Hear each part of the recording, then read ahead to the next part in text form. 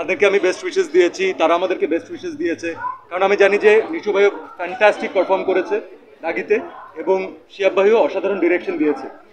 হৃদয় ভাই বরবাদের নতুন ডিরেক্টর হিসেবে এসেছেন এবং আমি চাই সে আরও অনেক কাজ করুক, তার ভালো কাজগুলো সবার মাঝখানে ছড়িয়ে যাক। So this is a beautiful moment for the whole industry, যেখানে একজন অডিয়েন্স একটা অপশনে সীমাবদ্ধ থাকবে না। তো আমরা আমাদের টিম হিসেবে অবশ্যই বাকি ছবিগুলো দেখব, বাকি ছবি যারা দেখেছেন তাদেরকে দাওয়াত দিব, আপনারাও দেখেন, দেখেন যে ডিফারেন্ট ফ্লেভারের গল্পগুলোকে কেমন লাগছে। And most importantly family audience, আমরা অনেক grateful to the family audience. ইনশাল্লাহ আগামীকালকে অথবা পরশুদিন আরও ফ্যামিলি অডিয়েন্সকে আমরা যদি দেখতে পারি, তখন আমরা জানতে পারবো যে তাদের অরিজিনালি কেমন লাগছে।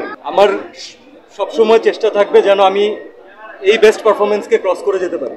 জঙ্গলি তো আমরা দেখছি যে আমাদের যে পারিবারিক যে সেন্টিমেন্ট, যেভাবে দর্শক আসলে ইমোশনালি গ্রহণ করেছে, তো সবগুলো সিনেমার জন্য অনেক ভালোবাসে সবাই। জঙ্গলি দেখুন। আর বরবাদ তো যেভাবে সবগুলো স্ক্রিন আমরা মানে হাউসফুল দেখছি, so hats off to the মানে বরবাদ টিম।